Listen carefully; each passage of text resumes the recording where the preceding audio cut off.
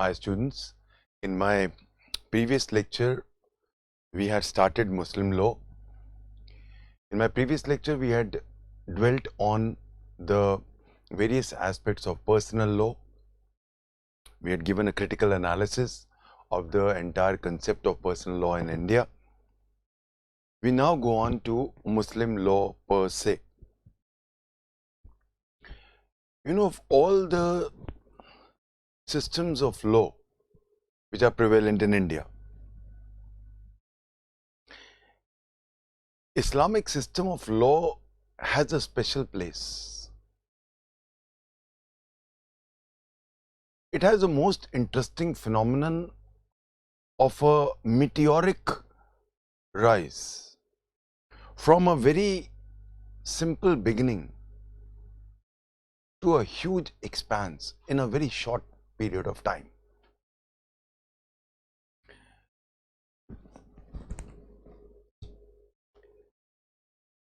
As I told you that Islam is a new phenomenon. It is not as ancient as Hindu law, etc. The origin lies in Arabia. As I told you, Arabia का जो the geographical aspects of Arabia determine its sociological aspects. There was desert, there were tribes. Pura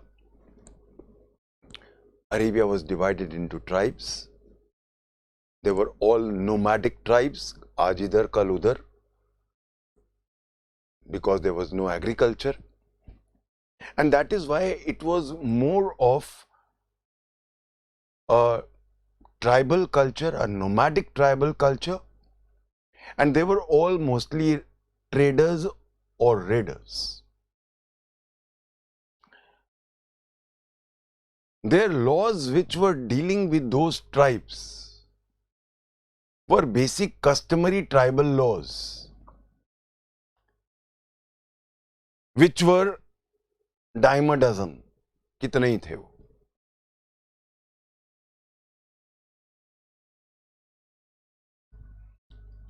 Since the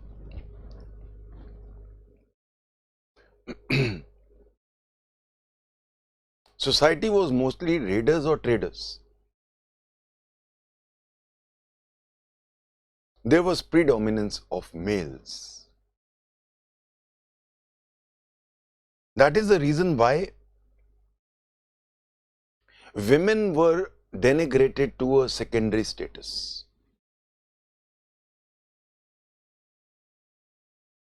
This is obvious when we see the law of marriage, divorce, muta marriages. देखेंगे हम सब बाद में. There was no place for cognates, haphazard laws, non-democratic laws, laws based on inequality. Polygamy was common. Divorce was easy. You could have as many wives as you wanted.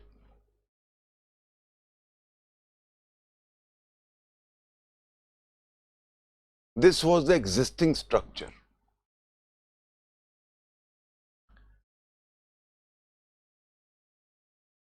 This existing structure of Arabian laws before what we call pre-Islamic customary law was, as I said, based on total inequality. There was idol worship, there was totem worship. They had their own tribal laws. In fact, there was a chaotic existing.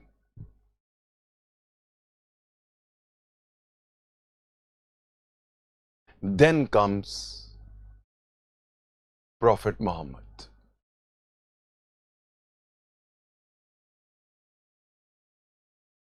The birth of the Prophet brings a sea change in the existing Arabic customary laws.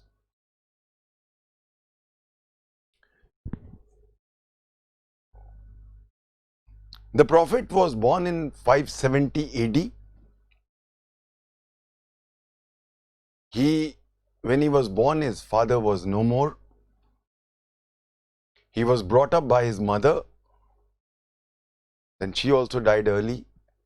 Then he was brought up by his grandfather, and after him by his uncle.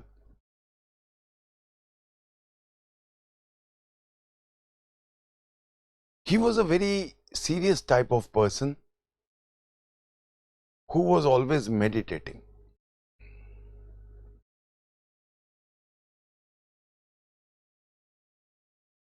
At the age of 35, he married a widow called Khadija. At the age of 40, he used to meditate a lot. He used to be sitting in caves, meditate बहुत करते थे. Suddenly he received a wahi from God. Wahi means a revelation.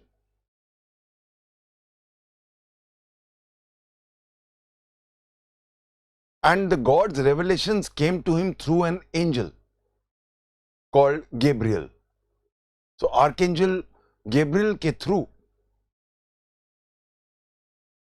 God gave him revelations.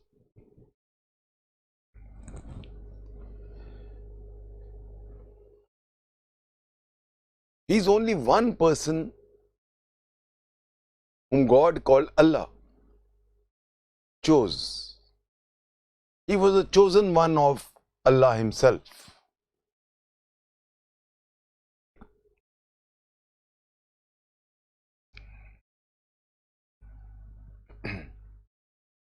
Unlike Hinduism, where we have a pantheon of gods, here in Islam, there is only one God called Allah, and he is only one chosen person through whom he is giving his divine orders. ये basic reason है Hinduism में और Islam में. Islam में there is only one God, and उनका भी सिर्फ एक ही नुमाइंदा है, हुज प्रॉफिट मोहम्मद. और क्योंकि उन्होंने खुद चुना है, इसलिए जो भी प्रॉफिट कह रहे हैं वो भी अल्लाह की ही जुबान बोल रहे हैं.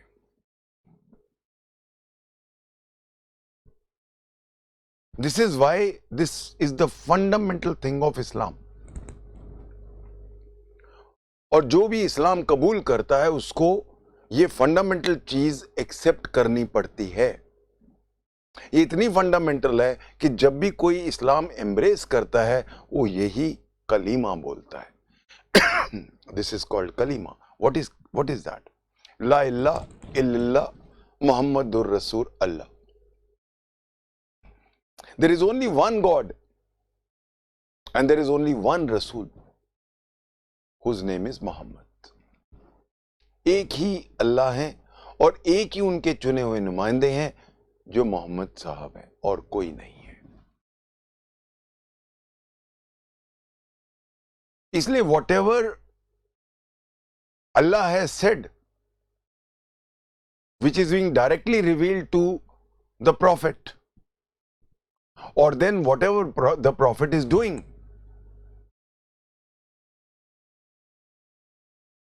वो सारा डिवाइन लॉ है. वो डिवाइन लॉ है, इसलिए वो चेंज नहीं किया जा सकता, because it is the word of Allah himself, which is now being written in the Holy Quran.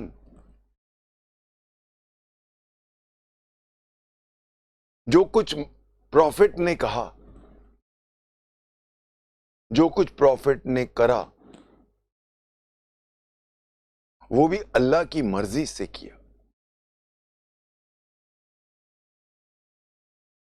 जो कुछ प्रॉफिट ने कहा या उन्होंने किया वो भी डिवाइन लॉ बन गया, उसको हम उनका सुन्ना कहते हैं।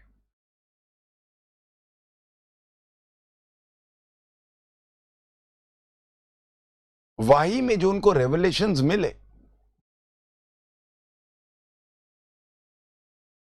वो उन्होंने अपने फॉलोअर्स को बताए।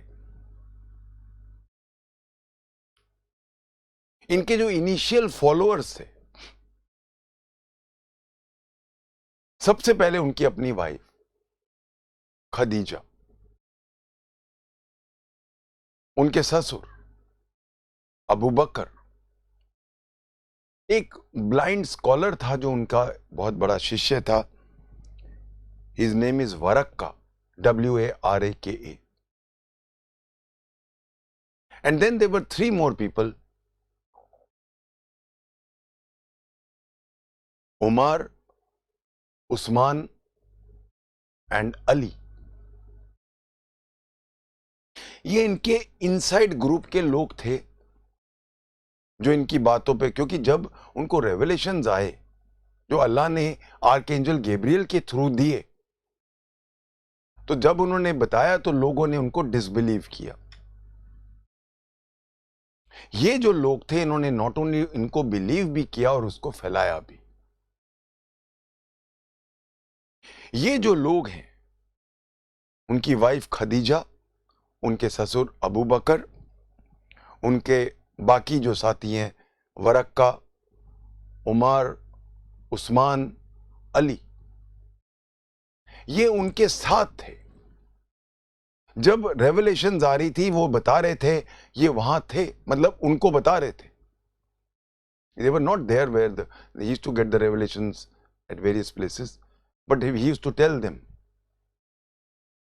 इसलिए ये जो ये जो अभी मैंने नाम लिए हैं, ये इस्लाम में बहुत बड़े नाम हैं, क्योंकि ये उनके कंपेनियंस कहलाए जाते हैं, the companions of the profit.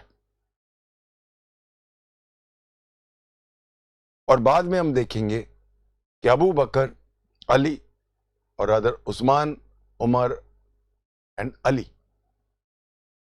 Caliphs बनते हैं। वो हम अभी देखेंगे कौन कैलिफ्स थे। नेचुरली इनको कोई एक्सेप्ट नहीं कर रहा था।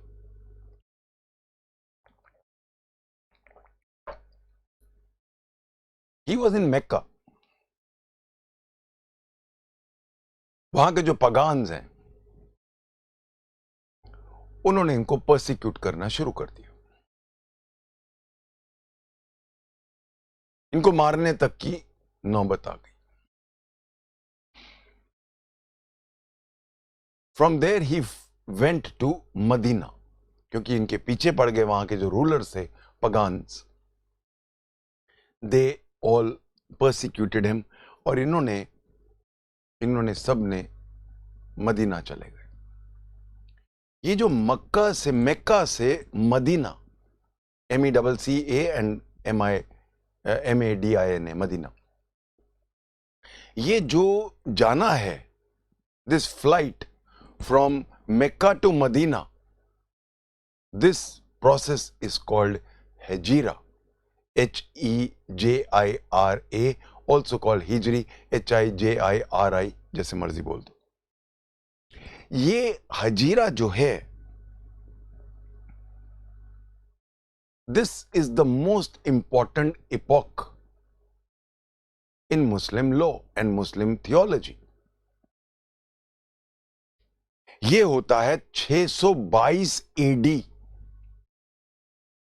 622 AD is the year of Hijra, when the Prophet took a flight from Mecca to Medina.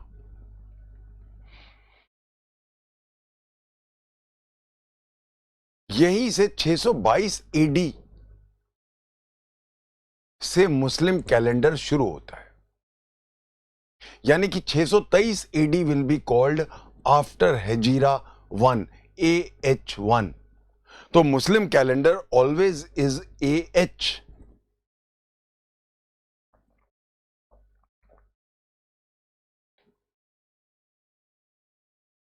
622 AD being 0, 623 1 AH, 624 2 AH। तो मुस्लिम कैलेंडर कायदे से हेजीरा से शुरू होता है, 622 AD इज 0, यहां से शुरू हो जाता है। मदीना में जब प्रॉफिट साहब गए, and now he gave his message what was revealed to him by Allah to the people, और उनका अब जो उन्होंने वहां पे अपनी teachings the, they were well received by the people of Medina. He got very good followers, सारे उनके फॉलोअर्स बहुत जल्दी बन गए। स्लोली उन्होंने अपनी एक पॉलिटिकल ऑर्गेनाइजेशन बना ली कॉल्ड उम्मा, UMMA। पर अब मक्का वाले कहां छोड़ने वाले थे? इनको पता चल गया कि उनकी फॉलोइंग बहुत तेज बढ़ रही है, उन्होंने तो वहां से भगाया था मक्का से। तो पहले एक आर्मी ने उनको अटैक किया जिनमें जूस थे।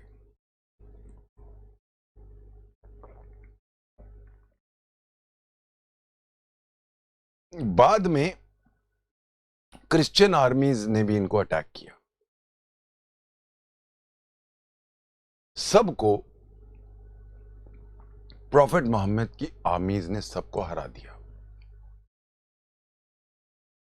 हारने के बाद वापस इनका पूरा कब्जा मक्का, मदीना और बहुत सारे सराउंडिंग एरिया में हो गया। ये सबसे गोल्डन पीरियड है इस्लाम का। He was in Medina for about 10 years। As 10 में उनकी डेथ हो जाती है। He died in 632 AD। ये जो 10 साल थे मदीना में, सारा मैक्सिमम मुस्लिम लॉ का काम अब हुआ है। You know, this is the reason why Muslims और जूस की और क्रिश्चियंस की लड़ाई है, क्योंकि जूस ने सबसे पहले अटैक किया था, फिर क्रिश्चियंस ने किया, सबको हराया इन्होंने। बट यू नो दे, क्योंकि उन्होंने नेचुरली, फॉलोअर्स यही मानते हैं कि उन्होंने हाउ डेयर दे अटैक, वो भी हमारे प्रॉफिट को, इसलिए कभी भी जूस की और मुस्लिम्स की नहीं बनी, या क्रिश्चियंस और मुस्लिम्स की नहीं बनी। उसका बैकग्राउंड ये है, in these 10 years in Medina, the maximum of the Holy Quran was spoken. I'm using the word spoken क्योंकि कुरान शरीफ लिखी नहीं गई थी। प्रॉफिट साहब बोलते थे और लोग उसको जहां जो कुछ मिलता था वहां लिखते थे। बड़े बड़े पाम के पत्तों पे लिखते थे, पत्थरों पे लिखते थे, यहां तक कि बड़े जानवरों की जो शोल्डर ब्लेड्स की हड्डियां होती हैं उन पे भी लिखते थे। It was like pearls of wisdom which were coming from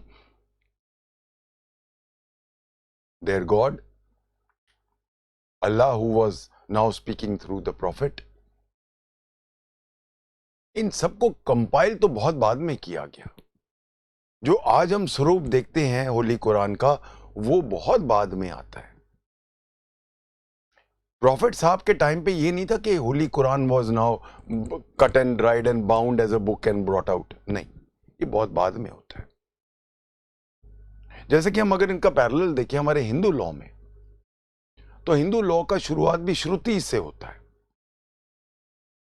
बाद में इनको याद करके लिखा गया स्मृतिज में।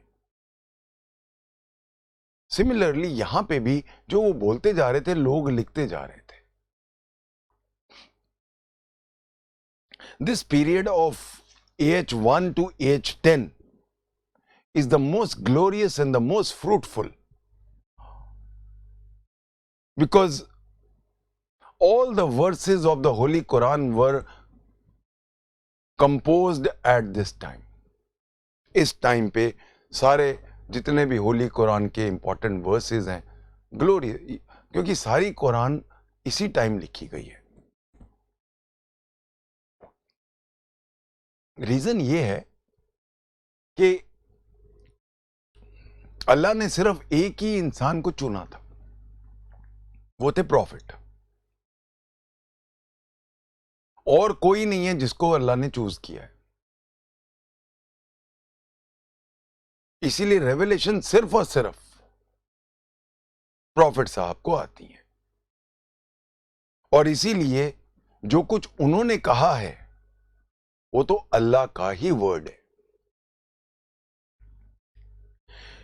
This is the basic problem which has come while trying to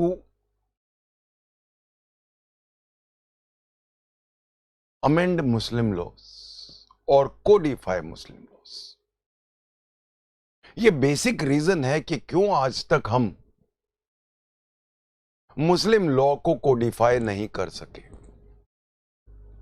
unlike Hindu law जो हमने बहुत जल्दी 1955 में शुरू कर दी थी, HMA 1955 में आता है, ये बाद में आता है।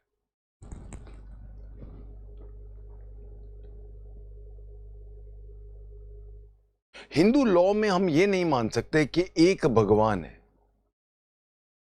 हिंदू लॉ में we have a trinity. Even अगर हम सबसे बड़ी ट्रिनिटी मान लें तो भी वहां पे हमारे पास Brahma, Vishnu, Mahesh. Brahma is a creator, Vishnu is a maintainer, and Shiva, Mahesh, is the destroyer. उसके बाद we have so many pantheons of gods. Fire, Prithvi, वायु,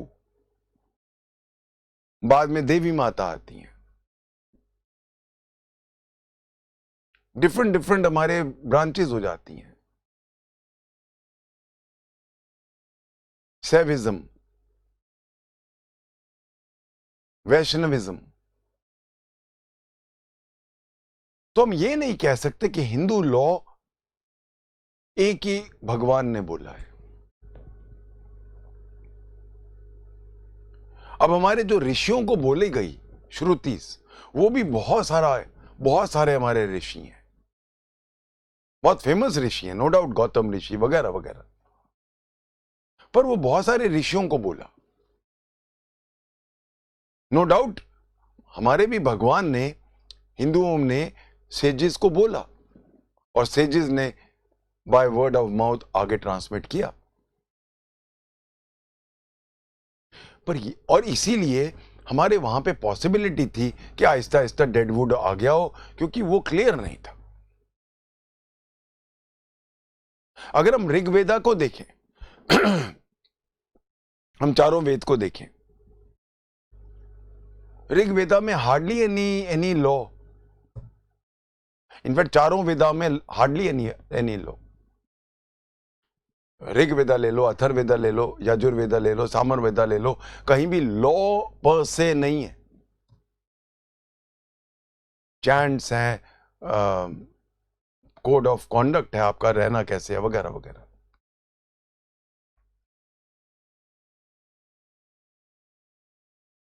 यहां पे फर्क है। यहां पे अल्लाह खुद, जो एक ही हमारे भगवान है, यहां फर्क आ गया। ला इल्ला इल्लल्लाह, there is only one God, बस। और उनका भी सिर्फ एक ही आदमी है, एक ही चोजन वन है। That chosen one is prophet Muhammad, ला इल्ला इल्लल्लाह, मोहम्मदुर रसूल अल्लाह। एक ही है बस। तो कोई भी अब स्कोप नहीं है कि हम अल्लाह का वर्ड चेंज कर सकें जो उन्होंने सिर्फ प्रॉफिट के थ्रू बताया। How can man change the word of Allah? Parliament कौन होती है अल्लाह का वर्ड चेंज करने को? It is a very word of God, and this word, whatever the teachings are, not the teachings given now, they were always there and they will always remain.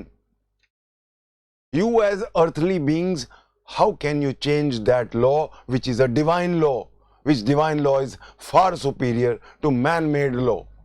कैसे change करोगे? ये basic road block है मुस्लिम law को Codify करने के लिए, और ये कारण है कि आज तक क्यों हम मुस्लिम लॉ को कोडिफाई हिंदू लॉ की तरह नहीं कर पाए, क्योंकि वो सारा लॉ भी जो है वो हमें अल्लाह ताला ने दिया। I hope everybody is understanding the basics. क्यों हुआ ऐसा?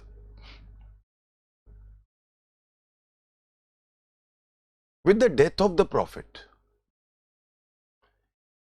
पहला इपॉक मुस्लिम लॉ का खत्म हो जाता है। उनके बर्थ से शुरू हुआ, रेवलेशंस वाही से शुरुआत हो जाती है इस्लाम की, और उनकी डेथ से पहला फेज खत्म होता है। दो वर्ड्स आ गए, इस्लाम, मुस्लिम। Muslim is an Arabic word which basically means one who submits to God. जो गॉड को सबमिट करता है वो मुसलमान होता है। इस्लाम जो होता है उसका मतलब होता है, वो अगेन एक अराबिक वर्ड है, इसका मतलब है peace, submission, submission to God. And Muslim is one who submits to God. And because he submits to God, there is peace.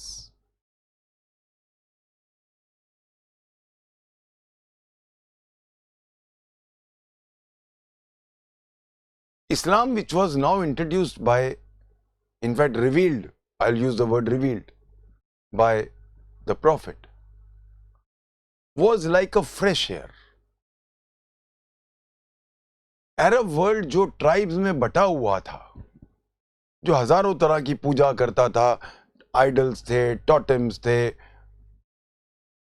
एक बहुत ही हैपहैजर्ड सोसाइटी थी, एक हाईली डिसऑर्डर्ड सोसाइटी थी, एक हाईली इनइक्वल्स भरी हुई थी, इनइक्वालिटी से वो सोसाइटी थी, जहां पे the women had a very denigrated low role. Even the older people had very less rights.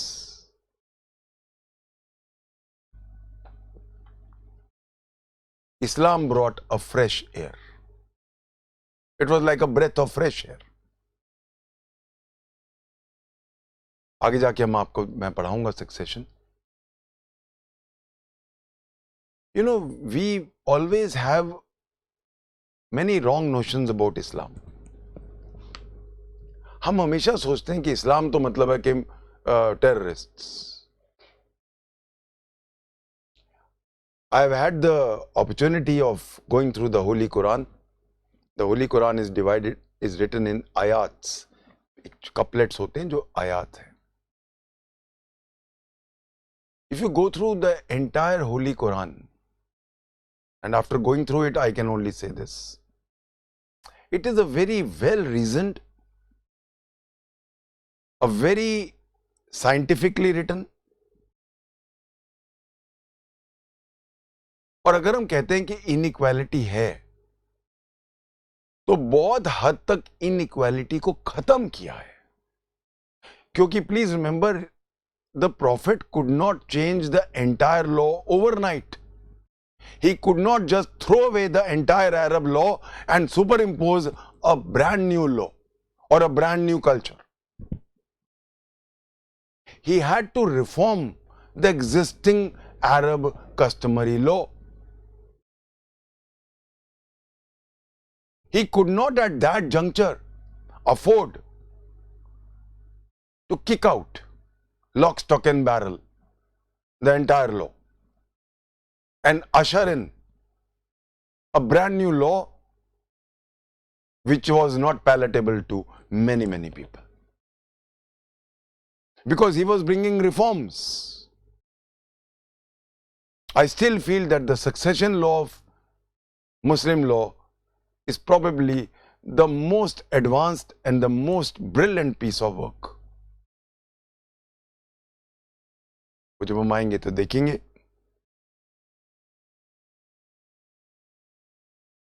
Unfortunately, these terrorists, in the name of jihad also I will discuss, इसका misuse किया है.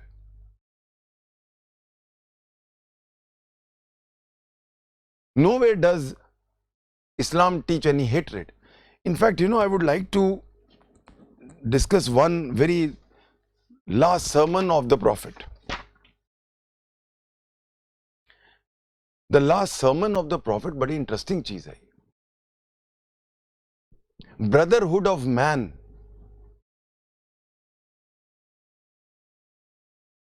All men are brothers. Brotherhood of man was preached by the Prophet. Nowhere does he say that you kill others. I like to read his last sermon. In his last sermon, the Prophet says the Arab is not superior to the non-Arab. The non-Arab is not superior to the Arab. You are all sons of Adam. And Adam was made of earth. कहीं नहीं वो कहते हैं कि दूसरों को मारो या वो आपसे अलग हैं. Nowhere. It is over a period of time that some vested interests have given Islam a color of the law of vengeance and terrorism, bloodshed, वगैरह वगैरह.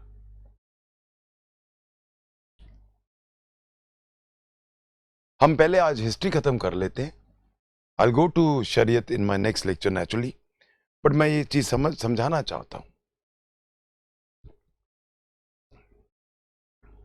All of us, have got preconceived notions because of ये पिछले 10-20 साल से जो terrorist acts हो रहे हैं, चाहे वो ISIS था या और भी जो भी हैं, जो इतने सारे टेररिस्ट ऑर्गेनाइजेशंस हैं.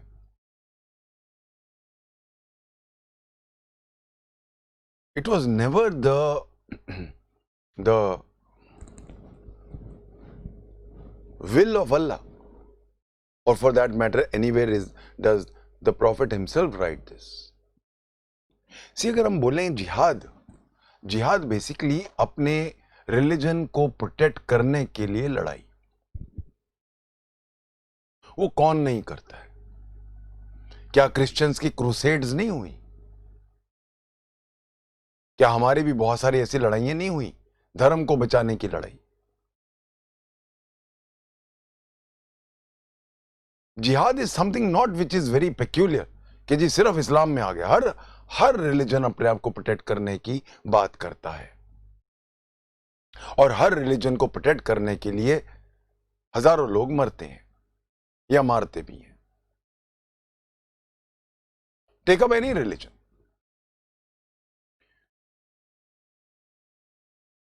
However, somehow, because of vested interests, कुछ लोगों ने अपना उल्लू सीधा करने के लिए बना लिए. इसको अब एक अलग ही इंटरप्रिटेशन दे दी है. जिहाद के नाम पे आई विल से बहुत सारा अन्याय भी हो रहा है, जो कि कभी प्रॉफेट मोहम्मद ने नहीं कहा. However, there has been now a wide, worldwide एक एक एक कहीं एक एस्पेक्ट आ गया. Jihad is terrorism. So first of all, before we start Muslim law, we must open the doors of our mind to realities, to reason, and not have any preconceived notions about any religion or any law which emanates from such religion. Any religion which is counterproductive, any religion which does not serve for the good of society ceases to exist. Islam is the second largest religion in the world today. उसकी अच्छाइयां हैं, उसकी वजह से.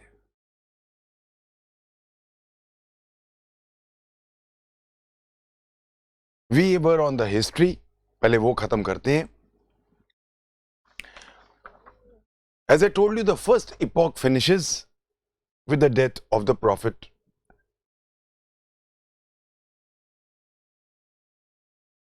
In 8 AD, AH 11 rather, 632.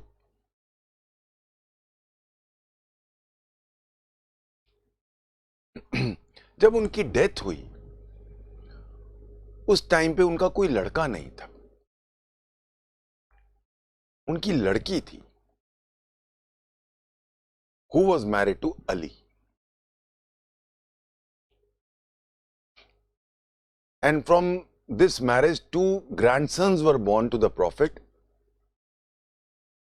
Hussein and Hassan.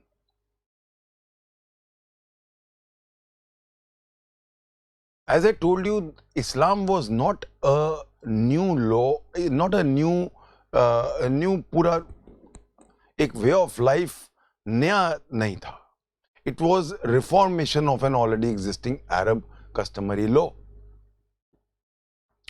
This is the reason why, उसका हम बिल्कुल अरब law को जैसे कहते हैं ना साफ करके बाहर फेंक देते हैं, ऐसा नहीं कर सकते थे. उस अरब लॉ का एक बेस था, no place for agnates. No place for cognates. Only वो जो मेल्स हैं उनको राइट्स थे, चाहे वो प्रॉपर्टी के हैं या कोई भी है. कॉग्नेट्स जो लड़की के थ्रू आते थे, उनकी जगह बहुत ही पिछड़ी हुई थी. Now, when the Prophet died, he did not nominate any successor. उनकी डेथ के बाद एक लड़ाई छिड़ी.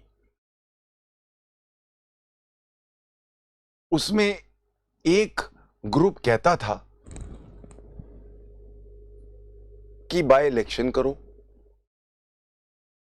और एक ग्रुप कहता था कि इलेक्शन क्यों करो.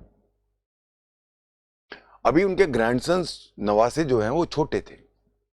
Hasan and Hussain were minor. तो उनका जो फादर है अली, उनको बना दो, बिकॉज उनके पास डीएनए है प्रॉफिट का. Hussain and Hasan both are the grandsons of the prophet. क्योंकि उनके ग्रैंडसन्स हैं तो उनमें खून तो प्रॉफिट का ही है, डीएनए तो प्रॉफिट का है. तो जब हमारे पास प्रॉफिट का डीएनए के लोग मौजूद हैं तो हम क्यों बाहर का आदमी अलाउ करें. ये लड़ाई हो गई. एक तरफ कि नो कॉग्नेट्स कैन बी अलाउड, हमारा लॉ है, और एक तरफ कि अल्लाह के एक ही नुमाइंदे और उनका खून है इनमें, तो क्यों ना इनको बनाया जाए, या इनको अभी जब तक ये माइनर है इनके फादर को बनाया जाए. लड़ाई हुई. बट क्योंकि अबू बकर जो थे वो ससुर थे, he was elected as the first person after Prophet Muhammad.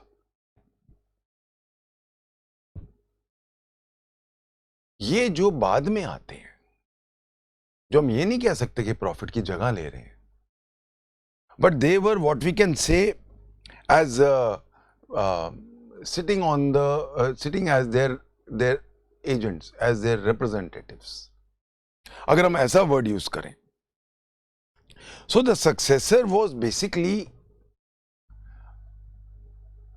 not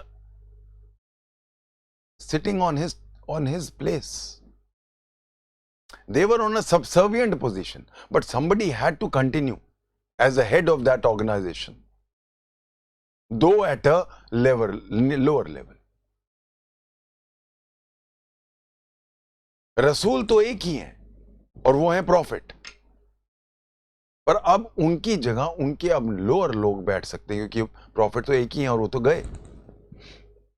इसीलिए अब जो लोग आ रहे हैं उनको हम कहते हैं caliphs, Khalifa.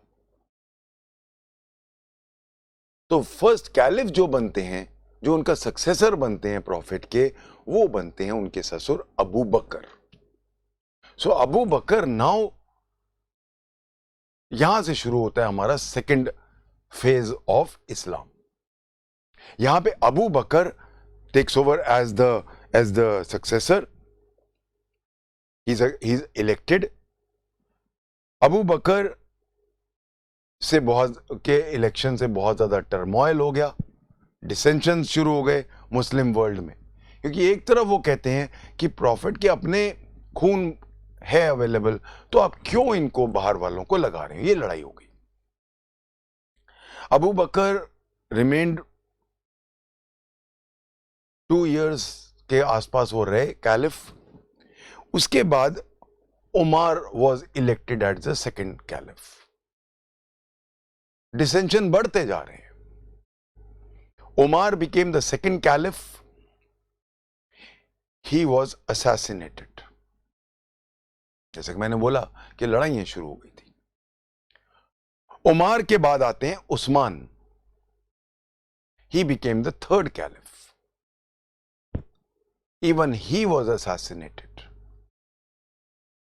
Now Usman's caliphate is important because Usman caliph के टाइम पे जो आज हम कुरान का स्वरूप देखते हैं वो बन के आता है। It is at this time that the Holy Quran was now given a form and it was compiled in the present form which we see today. The credit goes to Usman. ये third caliph, पहले caliph Abu बकर, दूसरे caliph Umar, तीसरे caliph Usman. Umar का भी कत्ल हो जाता है, उस्मान कैलिफ का भी कत्ल हो जाता है। चौथे कैलिफ बनते हैं Ali,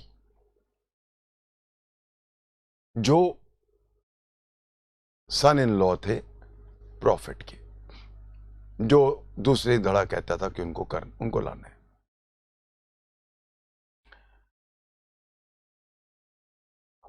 Ali also was assassinated, क्योंकि अब दूसरे वाले जो थे वो खुश नहीं थे।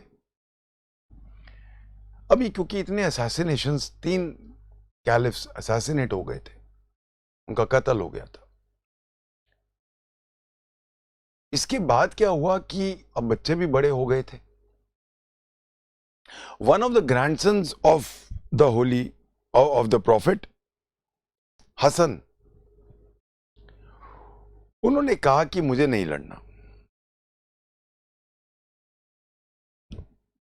बट यहां पे हम बात करते हैं कि जब अली बिकम्स कैलिफ, यहां पे हमारा फेज 2 खत्म हो जाता है। ये चारों कौन थे? अबू बकर, उनके अपने ससुर एंड उनके कंपेनियन,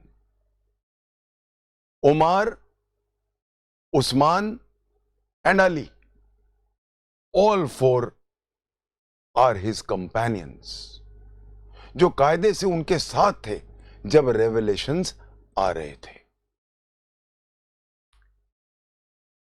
इनकी जो ये ट्राइब थी सारी, उनका नाम था कुरैशीज। तो ये पूरी ट्राइब जो थी वो थी कुरैशीज। कुरैशीज में आपस में फूट पड़ गई। एक धड़ा उनमें से कहता था कि ये जो कैलिफ्स हैं ये भी तो प्रॉफिट के साथ ही उठते बैठते थे, सारे रेवलेशंस प्रॉफिट ने इनको डायरेक्टली दिए,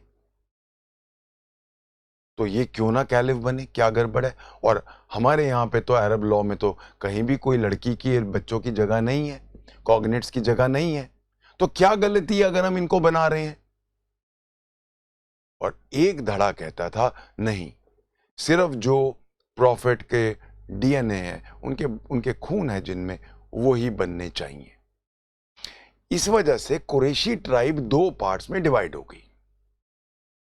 एक पार्ट का नाम हो गया Umayyads. How do we spell Umayyads? OMMAYADS, Umayyads. और दूसरे जो कहते थे कि प्रॉफिट के खून जिनमें है उनको बनाना है, उनका नाम हो गया हैशमाइट्स, HASHIMITES।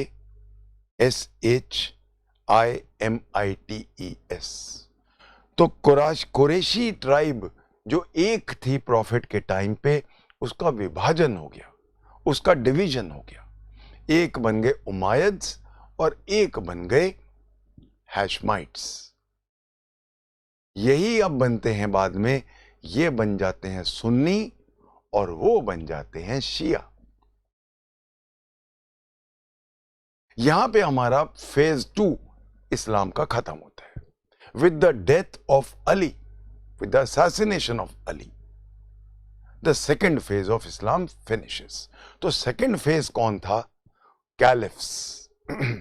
चार कैलिफ, चारों कैलिफ जो कभी ना कभी प्रॉफिट के साथ जुड़े हुए थे, जो उनके उनके खास थे, कंपेनियन थे।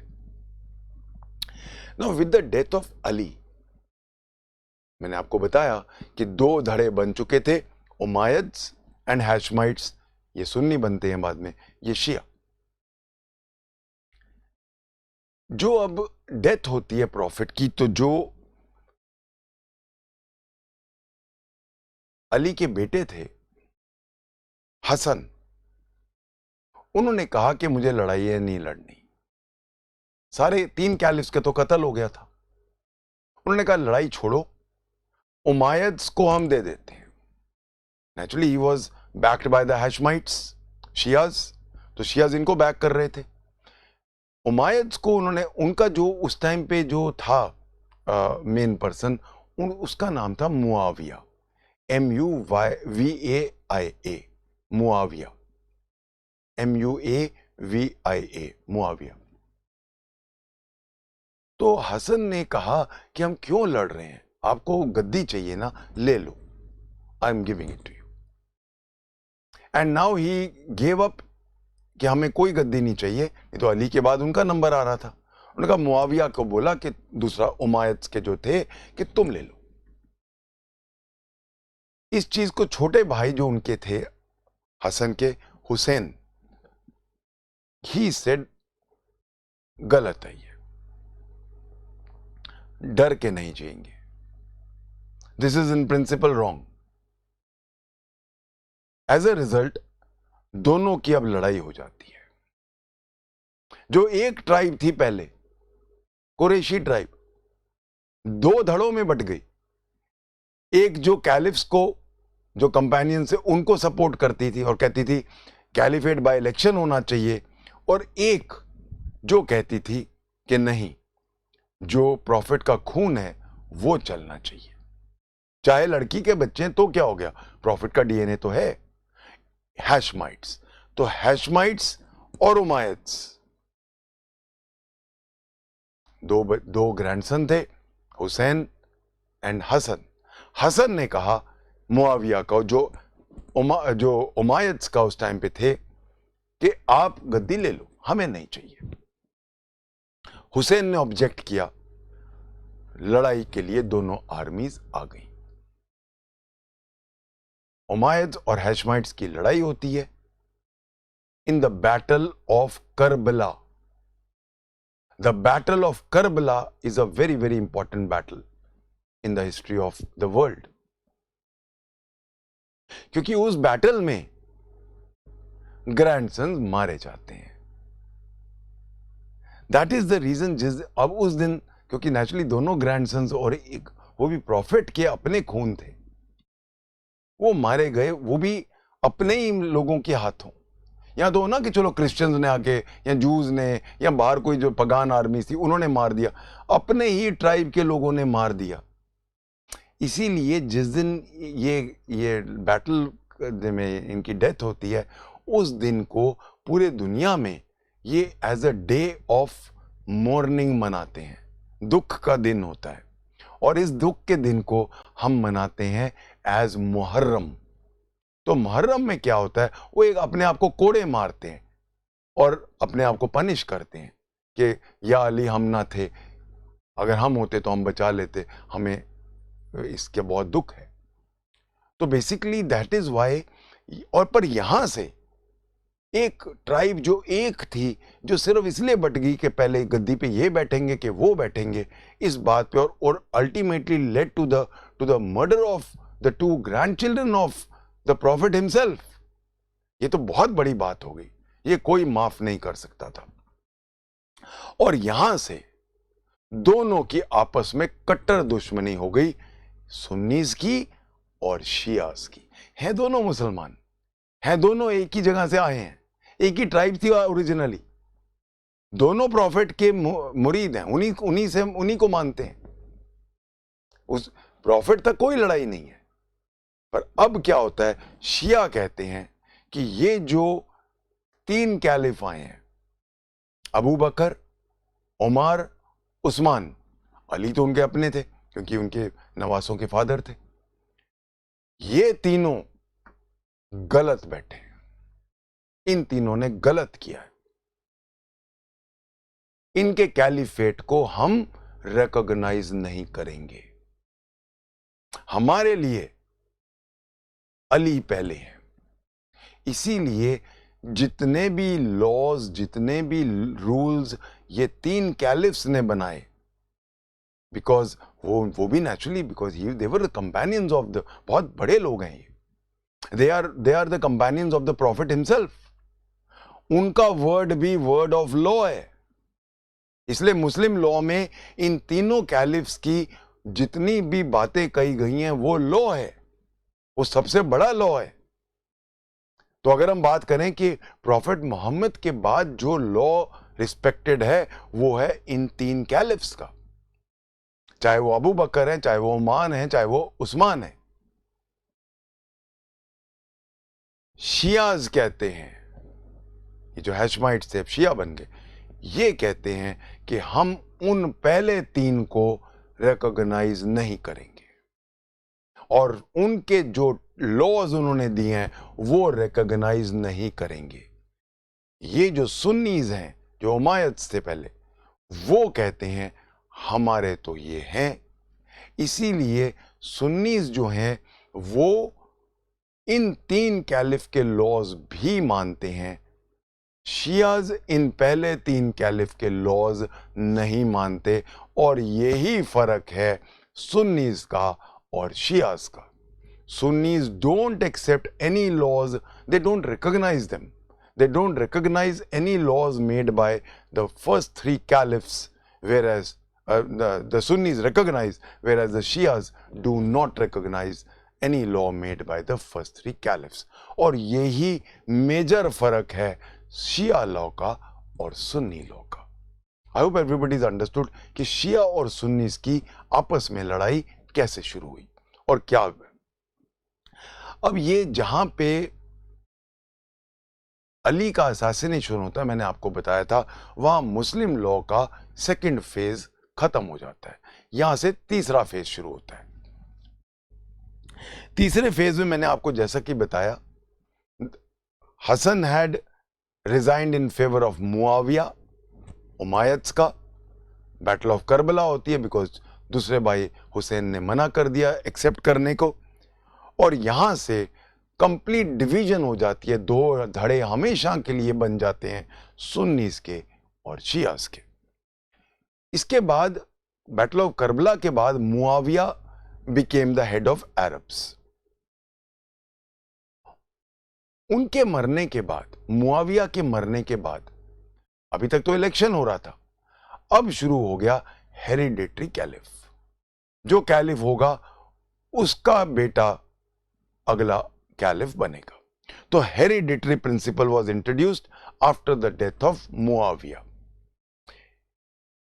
काफी साल, काफी सेंचुरीज उमायद डायनेस्टी बना चलती गई, उमायद्स थे ये। उसके बाद एक और लोग आते हैं, अब्बासिड्स, ABBASIDES। ये अब्बासिड्स जो आते हैं ये उमायद्स को ओवरथ्रो कर देते हैं। अब एक नई डायनेस्टी आती है अब्बासिड्स की, जो उमायद्स को अब बाहर कर देते हैं और अब वो गद्दी पे बैठ जाते हैं। अब इन्होंने, अब अब्बासिड्स ने क्योंकि इनको हरा दिया, इनको बाहर कर दिया, अब उन्होंने कहा कि Abbasids are the spiritual heads of Muslims. जो अब्बासिड्स थे इसी टाइम पे, ये जो कुरैशी ट्राइब्स पहले उमायद और हैशमाइट्स में बनी, यही सुन्नी बन गए, ये शिया बन गए। उमायद्स को ओवरथ्रो किया अब्बासिड्स ने। इसी टाइम पे सुन्नीज और शियाज के सब स्कूल बनते हैं। 4 स्कूल सुन्नीज के बनते हैं और 3 स्कूल शियाज के बनते हैं, सब स्कूल। तो शियाज के अब अलग अलग थिंकर आए, उन्होंने शियाज के अलग अलग स्कूल बनाए। जो सबसे पुराना पहले स्कूल आया, जो सबसे फेमस स्कूल है पूरे वर्ल्ड में, Hanafi school. Hanafi, it was based on Abu Hanifa, ये पहला आता है। ये ओल्डेस्ट स्कूल है सुन्नीस का। उसके बाद आता है second Shafi school, Shafi, which was again based on Mohammad Shafi के बेस पे था। तीसरा आता है हनबाली, HANBALI, हनबाली स्कूल, जो हनबाल, अहमद हनबाल ने he had laid down the foundation, and the last school is the Maliki school. तो बेसिकली 4 सब स्कूल बनते हैं, हनाफी, मलिकी, शफी एंड हनबाली। ये 4 सुन्नी स्कूल बनते हैं। वो हम आगे पढ़ेंगे कि क्यों इनका फर्क क्या है, थोड़ा बहुत बताऊंगा मैं। उधर शियाज के भी 3 स्कूल बन गए। पहला स्कूल जो बन गया वो बन गया जायदी, ZAYDI, जायदी स्कूल। दूसरा जो इंडिया में मेन है वो है इथना अशारी, ITHANA, इथना अशारी, ASHARI, इतना अशारी स्कूल। और तीसरा स्कूल आता है इस्माइल स्कूल। तो कायदे से 4 सब स्कूल बन गए सुन्नीस के और 3 सब स्कूल बन गए शिया के। तो अब अब्बासिड्स का पूरा चल पड़ता है। This is the Abbasids rule. और उसी टाइम पे ये चेंजेस आ रहे हैं। अब बहुत सारे changes, naturally lot of changes were coming in. As I said, naturally क्योंकि इस्लाम बढ़ रहा था, बहुत बढ़ रहा था, पूरे वर्ल्ड में फैल गया था, मिड एशिया में तो पूरा आ गया था। नेचुरली नए लोगों को कंट्रोल कर रहे थे, अब आर्मीज आगे बढ़ रही थी, अब जहाँ जहाँ वो कॉन्कर कर रहे थे उनका एरियाज भी आ रहा था इनके पास, उनके भी चीज़ें समझ रहे थे। सो बहुत सारे चेंजेस आ रहे थे इनमें। All those changes were being incorporated in Islam and Islam was growing, और हर चीज़ें उसमें बहुत सारी इनकॉर्पोरेट होके आ रही थी। तो यहाँ पे अब्बासिड्स के टाइम तक का हमारा है फेज नंबर 3। तो यहाँ पे हमारा खत्म होता है फेज 3। 4th फेज में क्या होता है? Abbasids were now ruling the entire world, और उसमें अब मंगोल्स इन्वेड करते हैं बगदाद को। 1258 AD की बात है, मंगोल्स करते हैं। और जो 37th अब्बासिड के जो कैलिफ थे उनका नाम था अलमुस्ता, ये याद रखने की जरूरत नहीं है, उनका मर्डर हो जाता है। तो पहली बार किसी कैलिफ का मर्डर होता है। मंगोल्स बहुत खूंखार लोग थे, इंडिया में भी आए थे, दे मर्डर्ड। वो असैसिनेशन से पूरा का पूरा कैलिफ की फैमिली को खत्म कर दिया था उन्होंने। उससे कैलिफेट का जो एक रुतबा था वो कम हुआ। Naturally, when the caliph could be murdered and his entire family could be assassinated, it naturally gives a bad name. उसके इसीलिए अब कैलिफेट चला गया कायरो, इजिप्ट। वहां पे अब्दुल अहमद थे। अब्दुल अहमद को कैलिफ बनाया गया कायरो में, और अब बगदाद से it has gone to Cairo in Egypt. इस टाइम पे 1500 के आसपास, 1500 एडी के आसपास एक राइज होता है दुनिया के नक्शे पे, और हमारी हिस्ट्री का बहुत बड़ा एपोक है ये, Ottoman Empire. Ottoman Empire is a very, very famous epoch in the world history. Ottoman Empire एक ऐसा बड़ा पूरा दुनिया को छा गया, पूरी जगह इस्लाम का इन्होंने बना दिया। Turkey was a base. Constantinople was their main जो इनका कैपिटल था। कॉन्स्टेंटिनोपल से पूरा ओटोमैन एम्पायर, पूरा यहां तक कि हमारे बिल्कुल इंडिया के बॉर्डर तक आ जाता है। वो पहली और आखिरी बार था कि इतना बड़ा साम्राज्य जिसको हम कहते हैं इस्लामिक साम्राज्य था। जो आज के दिन में ISIS है, वो इसी चीज का सपना लेके चलती है कि एक बार पहले ओटोमैन एम्पायर था जो पूरे वर्ल्ड में छा गया था ऑलमोस्ट, तो वही हम दोबारा लाएंगे। उसी को बेस बनाया हुआ है ISIS ने। अब ओटोमैन एम्पायर का राइज होता है, और ओटोमैन एम्पायर दुनिया में छा जाता है। सो नेचुरली कैलिफेट वही लेंगे जब सबसे पावरफुल है, और कैलिफेट का तब रुतबा वो नहीं रहा था। तो now what happens is, Ottoman Empire जो है वो असाइन करा लेते हैं, डीड बनवा लेते हैं कि जो Selim one was the name of the emperor of Ottoman Empire, उन्होंने अपने नाम पे कैलिफेट की डीड बना ली बाय असाइनमेंट। और अब कैलिफेट आ गया ओटोमैन एम्पायर के कॉन्स्टेंटिनोपल पे, जो आज की टर्की है हमारी। अब Constantinople became the seat of caliphate. अब तो बगदाद, कायरो, और अब now we are in Constantinople, जो हम टर्की आज के दिन में हम कहते हैं। टर्की में अब टर्की रिमेन, तभी तो आज के दिन में भी हम टर्की को बहुत बड़ा एक है, वैसे छोटा राज्य रह गया पर हम उसको बहुत बड़ा अहमियत देते हैं क्योंकि आखिरी कैलिफेट यहीं आया। इसके बाद टर्की में एक बहुत ही प्रोग्रेसिव बादशाह आता है। This was in 1922। Mustafa Kemal Ataturk, ये एक बहुत बड़ा नाम है हमारी हिस्ट्री में जो हमें जरूर याद रखना चाहिए, because this is one man who brought progressiveness to Turkey. He had a very big vision. He was a democratic person in nature. तो मुस्तफा कमाल अतातुर्क हमारे पास ना, इनफैक्ट दिल्ली में भी हम जब जाते हैं चाणक्यपुरी में, एक रोड उनके नाम पे ही है, मुस्तफा कमाल अतातुर्क मार्ग। ये बहुत फेमस मार्ग है because he is a very respected person. He is a very forward-looking man and a very democratic type of person. He said, "What is this mazak? Caliphate started with the religious.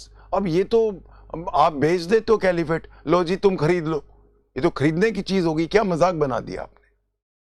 सो उन्होंने क्या किया, 1922 में अपनी जो उनकी parliament बैठी, उन्होंने एक प्रस्ताव निकाल के कैलिफेट को एबॉलिश कर दिया।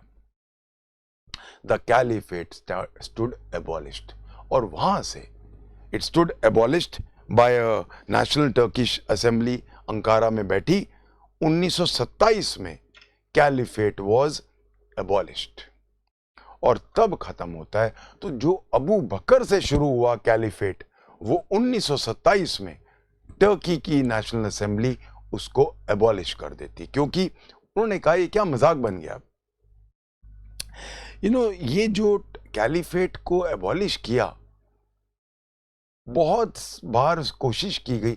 एक बार एक खिलाफत मूवमेंट शुरू हुई थी इंडिया में भी, अली ब्रदर ने यहाँ पे टर्की में ही शुरू की थी कि दोबारा कैलिफेट शुरू करो। इंडिया में भी उसके बहुत बड़ा असर हुआ था, कांग्रेस ने सपोर्ट किया था और हिंदू मुसलमान एक हो गए थे इसी टाइम पे, क्योंकि कांग्रेस सपोर्ट करती थी कि नहीं, वापस खिलाफत मीन्स कैलिफ्स, कैलिफ को ही हम कहते हैं खलीफा। तो खिलाफत मूवमेंट वहीं से शुरू हुई और इसीलिए इतना उसका बना। आज भी एक सपना है कि वही वाला ओटोमैन एम्पायर जो है वो फिर से बनेगा। तो जितने आज के टेररिस्ट ऑर्गेनाइजेशन बने हैं, खासकर ISIS बगदाद वगैरह में, वही सब उनका वही सपना है कि अगर हम पहले, हमारा एक साम्राज्य था जो ऑलमोस्ट आधी दुनिया पे था, तो अब क्यों नहीं हो सकता। इसीलिए वो बार बार क्या कहते हैं, Muslims of the world unite, we will again have that grand old Ottoman Empire, जो हमारा आज भी सपना है कि हम बनाएंगे उसको। उसी को लेके सारी लड़ाइयाँ होती हैं। So this is the history of Islam as it has traveled politically over the years, जो शुरुआत हुई थी प्रॉफिट से और ख़त्म होती है एबॉलिशमेंट इन द 4th फेज। ये 4 फेजेस हैं हम इस्लाम की हिस्ट्री के ले सकते हैं। We must know this because when we start Muslim law we must know the details of the political epochs of Islam. I hope now everybody is clear about the entire history of Islam, how it has progressed, how Shias and Sunnis came into existence, what are the basic points of contention between them, and how the Islam has progressed over the centuries. We'll take it up from here in my next lecture. Thank you. God bless.